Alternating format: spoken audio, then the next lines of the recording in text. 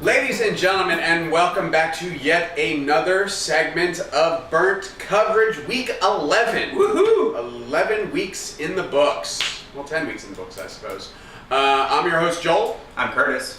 And this is the quarterback segment. And I have to say, we are based in New York, so pray for us in our time of need. Yes.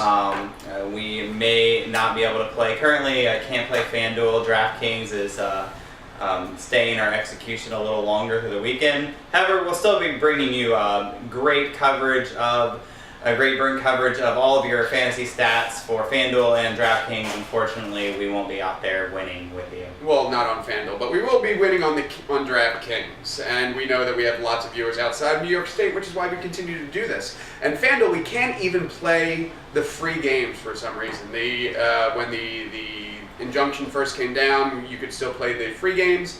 And as of the last 48 hours, you can't even play for $0. So I don't understand how playing for nothing is gambling. But yeah, I guess they're just playing it safe, and I'll probably be making quite a few trips to Newark in my future, just to, for the crack. Feed the dragon, so to speak. But speaking of, I'm going to start with a quarterback that much maligned this year, and he's not having his best year. But luckily, he's playing the Oakland Raiders, whose defense is never having their best year, and that's Matthew Stafford. Matthew Stafford's clocking in 5,400 DraftKings, 7,000 in FanDuel. Well, Oakland has the 30th ranked total defense, and they're 31st against the pass, allowing an average of 293 yards a game. Now, we have Matt Stafford. We've seen in the past what Matt Stafford can do, 5,000-yard seasons. They were a playoff team only last year. And he still has all the receiving tools that he has had in the past. Actually, in some ways, it's a little better. Eric Ebron has improved this year. He still has Calvin Johnson. We don't know where he is in his career. It looks like he's at the tail end of his peak, but he's still there. Golden Tate as well. And now they have no real run game to speak of. So really, they're only moving the ball through the air. Now, the Stafford, even though he's in a bad year, a down year, is still 12th in the league in passing yards. So it's not like he's a total bust. And he does have a 400-yard game this year, which he had against Chicago. Last week, Detroit did beat the Packers in Green Bay, which is the first time since '91 that had happened. So they're coming off a bit of an emotional high.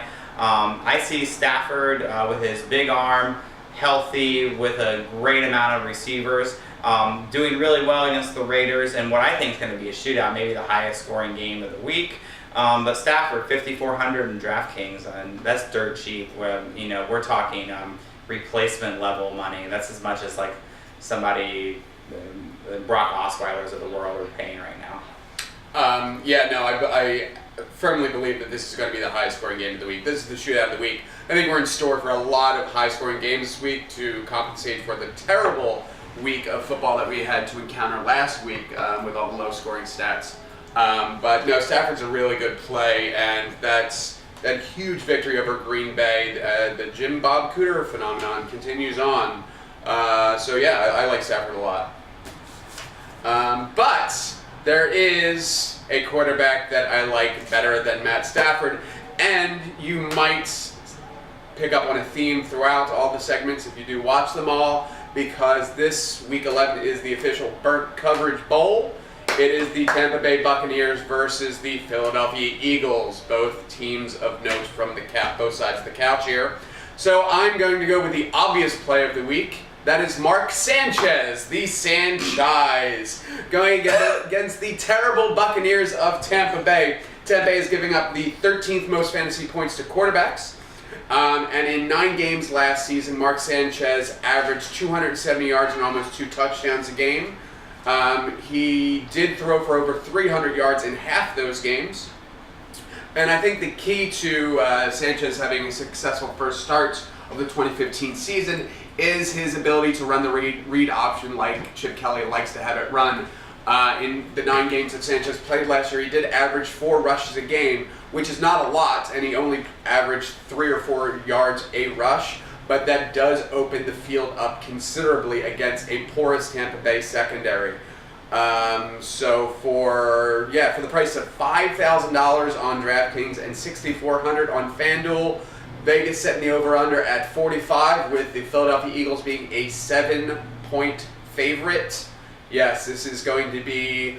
It's get in on Sanchez because it's going to be very low ownership and it's going to be a very high scoring offensive output by the Philadelphia Eagles. I have no idea where you get these stats from. This is just a complete homer call for a number of reasons. Let's start with Mark Sanchez being terrible. Mark Sanchez, born loser, butt fumbler, and fifth overall pick. Obviously, against the first overall pick. Obviously, Chip Kelly loved him so much, he desperately traded for Sam Bradford, who has barely had any success in this league. But he did sign him to be the highest paid backup in the league.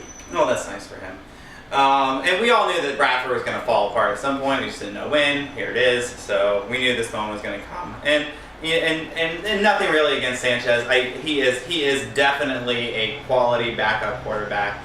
But, we're a porous secondary. The Bucs. Porous, 9th in the league against the pass. And actually, they're 6th overall total in Bucs defense. They're 10th against the run. Just going to throw that in there. So I don't really see. And you're missing. You're being disingenuous because every other week you've talked about how terrible the Tampa Bay secondary has been, and you always talk about how good their run defense is. And yes, their run defense is much stronger than their pass defense. But you can't all of a sudden, because they're playing my team, say, "Oh, this is the '85 Bears of secondaries." All I know is what I can read on NFL.com for stats, and that said 6th overall defense, 9th against the pass, and 10th against the run. So I can't imagine that Mark Sanchez, of all people, is going to just light the secondary on fire. They do have Alteron Werner, who's been very well against the number ones. I think we might hear something from Joel on that later. And then you're out Ryan Matthews this week too, and I think he's a big cog in your team. But But unfortunately, with the great amount of depth that the Philadelphia Eagles have at running back, and I think we'll touch on that in other segments as well. But I mean, I know he's cheap, but his ceiling's what, 302? Even said. I mean, no, I'd rather swing a little higher. He hit over 350 at least 2 games in his starts last year. Were they against the top 10 defense? It doesn't matter. He's done it. He's done it in the past. Homer. What are you gonna do? Don't. All right, I'm sure we'll continue with that little debate later. My next quarterback of note is surprise. The other quarterback in the matchup I mentioned earlier, this is going to be Derek Carr. Derek Carr, 6,300 in DraftKings, 7,700 in FanDuel. If you can't guess, I'm looking for this to be a shootout. I will put a little aside that since Detroit has no running game, that's why I'm kind of leading off with Stafford. Latavius Murray has been consistent this year, and he could also have a good game. I'm not actually going to touch on him in our running back segments, but something to look out for. But still, this offense is powered by its young quarterback, obvious franchise quarterback at this point, I think, and two receiving stars, if I can say. You have 2 wide receivers in Michael Crabtree and Amari Cooper. Cooper is 13th in total yards. Crabtree's 24th in total yards. Crabtree actually has more targets. He has 85 targets to Cooper's 81. So they're getting a ton of targets. They're both producing. Derek Carr is averaging 303 touchdowns, 300 yards and 3 touchdowns in the last 4 games. He's had very few duds. The first game of the year against Cincinnati kind of manhandled them, but after that he's been fairly consistent. And I see a game where Derek Carr could put up close to 50 passes on the road, especially if Stafford can be anywhere near his former self. So if you're looking for a high floor play, I think Derek Carr's your guy at 303 for 6,300 DraftKings, 7,700 in FanDuel. I think it's a pretty solid play. Yeah, absolutely. My only concern, I'm very high on Derek Carr this week as well, but I think that a lot of people are going to be high on Derek Carr this week. My only concern is that the usage, the ownership percentage will be so high that it will negate any leg up that you can get. So, I mean, maybe maybe in some cash games, but the tournament plays, I just don't. I think there are better options. Well, when I drove into Secaucus and started putting these lineups together, For the NBA draft? Yeah, exactly. I was putting together a lot of Brady tickets. I actually think Brady, a lot of people are going to be swinging away on Brady. Yes, but Brady is the most expensive quarterback this week, and I think if anyone's not going for Brady, I think the cheaper option of the week is obvious. The obvious play is Derek Carr, but no, he's obvious for a reason. And I do have two things to say on that. One is that last week I recommended Derek Cousins, and he paid out really well for me. Oh, who's David Cousins? Kirk's brother. Thank you. I played Kirk Cousins. Oh, David Carr, Kirk Cousins. I played Kirk Cousins last week. He did well for me. I did a Kirk Cousins Jordan Reed stack quite a bit, and that helped out a lot. And I thought going into it, everybody's obviously going to play Kirk Cousins, but I guess everybody doesn't watch burn coverage because Kirk Cousins was only 10% owned in the league, so I was kind of shocked by that when I saw that. I'm like, really, only 10%? And he had an awesome game. Unfortunately, this week the Saints don't play, the Browns don't play, and the Giants don't play. So those are 3 of the 4 worst defenses in the league. So you don't have too many people to pick on. And yeah, I really think that and one of my big mottos is don't not play someone just because you think everybody's going to play them. If they're going to put up 400 yards and 4 touchdowns, I'm not saying Carr is, but if they're going to have a huge game, don't be like, I don't want a piece of that. It's like if you're playing NBA and you don't play Westbrook because he's going to, everybody's going to play and he's going to get 40-point triple-double. I don't want to be a part of that. It's like, don't outthink yourself. Play the guys that are going to get a lot of points for I you. look forward to Derek Carr getting a triple-double. But we would be remiss if we did not pour one out for the official punching bag. It's been a rough week for burn coverage. We've lost FanDuel, and we've lost the official punching bag of burn coverage. That is the former defensive coordinator known as Rob Ryan, defensive coordinator of a community college near you very soon. And so all the money that we've won just by saying, who's playing the Saints this week? Now we actually have to do some work.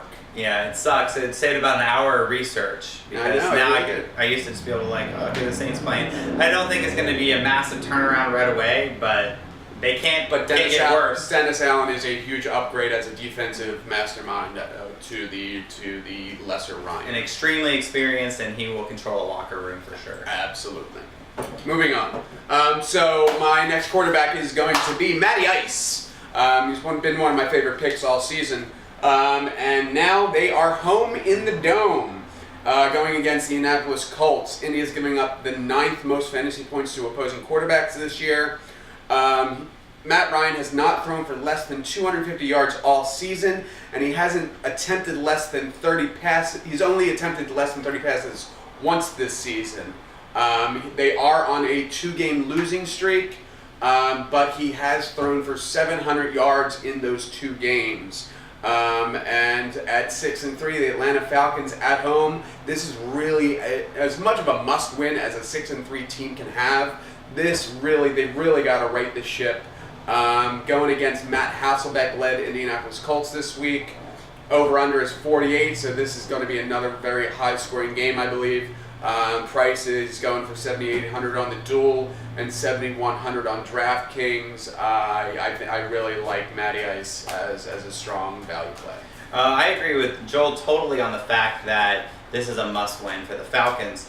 It looked like they were just gonna, at least, obviously contend with the Panthers for the division, but now even that's kind of going out the window as the Panthers still haven't lost. The Falcons do play the Panthers twice still at the end of the year, which was a funny scheduling tweak by the NFL. If they keep winning, play their cards right, beat the Panthers, maybe they'll win the division. But as you look at the standings as they are now, you have Green Bay actually behind Minnesota now in the standings. One of those teams is going to be a pretty good team and not going to win their division, obviously, and going to be in the playoffs. And so we're kind of squeezing out of places where you can win or you can get in the playoffs. So the Falcons now are kind of on that bubble. You also have a lot of formerly underachieving NFC teams starting to do well. We talked about the Bucs-Eagles matchup. I don't necessarily think either of those teams are championship bounds right now. Sorry, Joel. And sorry, Bucks, by the way. But they're still in the race. You still have the Giants and the Redskins. Somebody's got to win that division. Somebody could still play in there. There's still a lot of teams still vying for a playoff spot. So Matt Ryan really needs to put in a good game. However, the Colts are just so bad on defense. I kind of feel like the run game's going to come out a little bit. Matt Ryan has helped. He's getting Hankerson back this week. Yep. Tammy has really stepped up his game. Huge. So he has all the weapons. Of course, Julio is the weapon. I don't think Vontae Davis will be able to cover. I love Vontae Davis as a cornerback, but Julio Jones is top 3 wide receivers in the NFL. He's smarter than Patrick Peterson, though. Patrick Peterson last year was like, Julio Jones, a chump or whatever. And what happened? Stomped him. And, it was awful. Patrick Peterson also out of shape last year, but Patrick Peterson is also an overrated quarterback. He's better this year. He's more in shape. But Vontae Davis was like, I have to study film 24 hours a day. I'm dreaming about him. He's obsessed with it. So at least he's coming in respecting as a professional. So not a cocky kid. That being said, Vontae Davis has also had his fair share of injuries this year. So I don't know if he's 100%. And you have to be 100% to cover Julio Jones. But it's also, when they're in the dome, it's like the home road splits for the Atlanta Falcons are historic levels. And so I just think it's going to be a very high offensive output. It's certainly a good high floor, high ceiling sort of thing. Yeah, absolutely. All right, well, that was another segment of Burnt Coverage. I'm Curtis. And I'm Joel. And make sure you check out all the rest of our segments this week 11 and in the future. And watch for the court ruling on Wednesday. Today is Saturday. On Wednesday, the court will rule on the injunction against FanDuel and DraftKings, and that otherwise will be. Here they're coming for us now. Shit. Will be Harry Hardon in the back of a pickup strolling the streets of Union Square. If you have a couch in Scranton that we can do the show from, let us know.